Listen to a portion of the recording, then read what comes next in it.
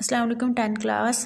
Today is Tuesday 22nd December 2020 and today our topic is effects of acid rain of chapter number 14. As you know that we have discussed in our previous lesson about acid rain. Today we will discuss about effects of acid rain. Effects देख लेते हैं. सबसे पहला point है acid rain on the soil and rocks leaches heavy metal with it and discharge these metal into rivers and lakes.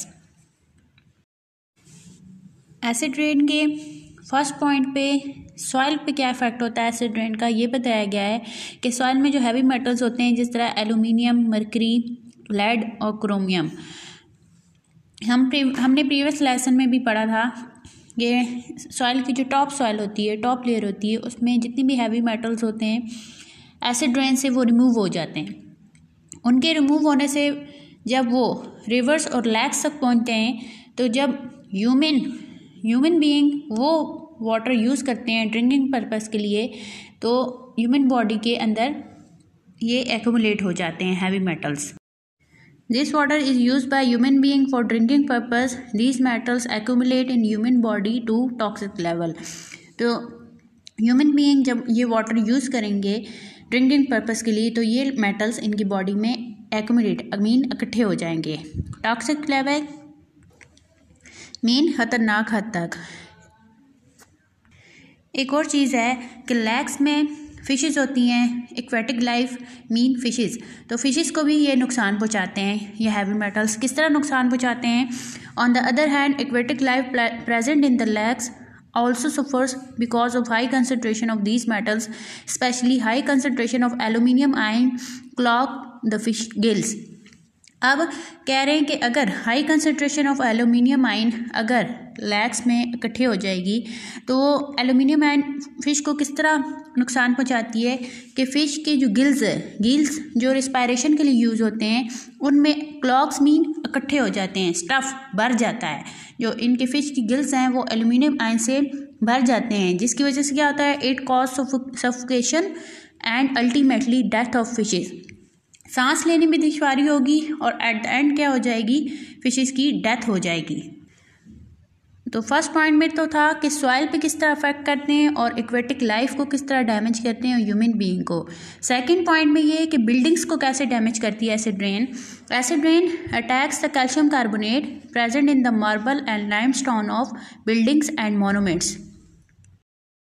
Monuments क्या होते हैं, जो हिस्टोरिकल प्लेस होती हैं, जिस तरह ताजमहल है, तो बिल्डिंग्स में और मोनूमेंट्स में मार्बल और लाइमस्टोन यूज़ होता है. मार्बल और लाइमस्टोन कैल्शियम कार्बोनेट से मिलकर बनता है.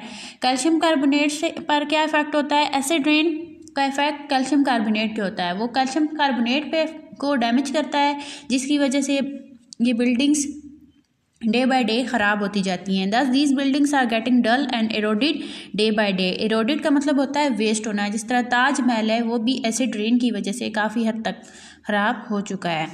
थर्ड पॉइंट है acid rain increase the acidity of soil.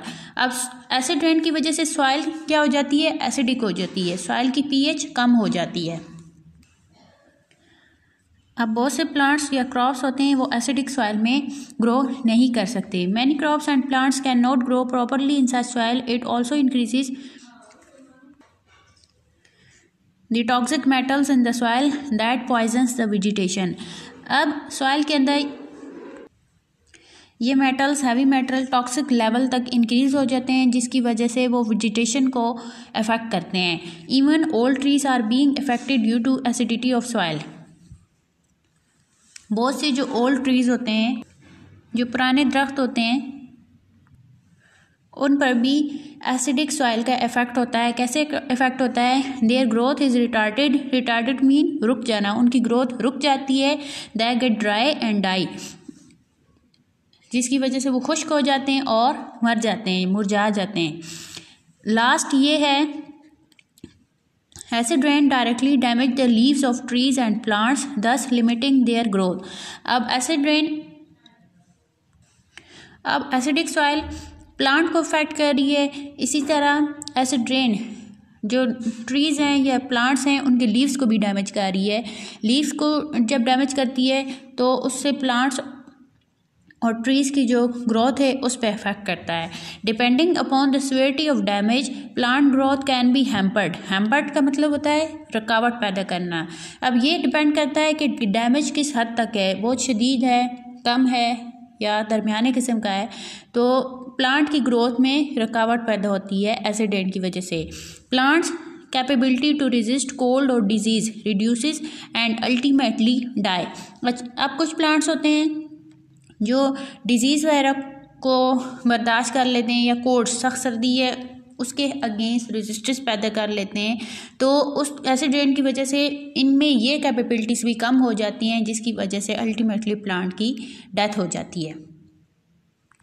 तो स्टूडेंट, ये था आज का हमारा लेसन। इसको आपने अच्छे से याद करना है और इसकी असाइनमेंट भी बनानी है। इसके अलावा हज़ाली model paper 10th chemistry chapter number 10 acid bases and salt new chapter हम स्टार्ट कर रहे हैं, हज़ाली मॉडल पेपर से। तो पेज नंबर 20 एंड 21 के MCQs and page number 21 and 22 के शॉर्ट क्वेश्चन नंबर 1 to 7 आपने रिवाइज करने हैं। Stay safe.